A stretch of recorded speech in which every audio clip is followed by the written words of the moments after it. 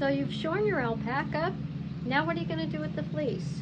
Well, if you're going to send it to the mill, you need to skirt it. If you're going to spin it yourself, you need to skirt it. Why skirting? Well, first of all, if it's going to go to the mill, it's going to save you a lot of money doing it yourself instead of paying them to do it. This is just a practical demonstration of how you can do this. There are many videos out there you can choose from, so thank you for watching mine. This is considered the blanket, or it's the first or prime. This is the coat on the alpaca that runs down on both sides and down their spine. It's surrounded by guard hair, which is a protective barrier for the prime fleece. Just helps keep this protected. Here are some examples of what you're going to find and what you're looking for when you're skirting a fleece.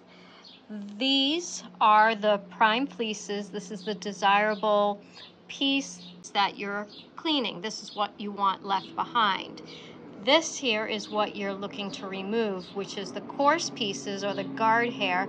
It's noticeably more wiry, where this has a more softer appearance and actually clings to each other, so it's very webby, where this just pries apart more easily and has a very pointed section here.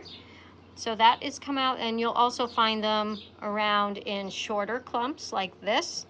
You'll also find what is called shortcuts.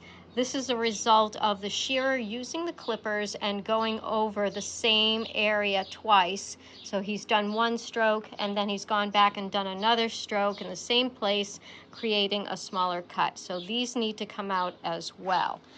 So as you're looking through the fleeces, and you're going to start on the ends because that's where most of the guard hair is, because it's protecting all this other softer fleece from all the vegetation, from the grasses that the animal walks through and just pulls it all away.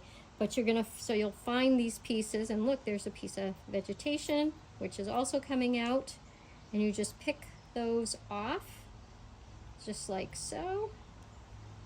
And you go around a few times. There's some shortcuts, some more shortcuts, and you just look, and you can usually tell by the pointed ends that it has from these coarse hairs. And where else are we? And some of it's going to look like really worn fleece from it being rolling, you know, it's matted and been rolling in the dirt, so that's going to come out as well. Here's some more. This is all guard hair right here. This all comes in, and it feels soft in and of itself, but when you compare it to the actual blanket fleece, it's noticeably coarse. So here's a clump of it that, you know, it's just, you can see right there. It takes a little practice to get used to it, and you can go, after a while, you get to go by feel as well as sight.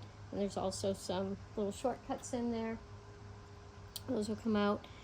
And a lot of this is also just dirt, so that can be deceiving too, because the animal's been rolling in the mud or in the dust bath. And this will all come out when they wash it, but all that second cut. And that is second cut.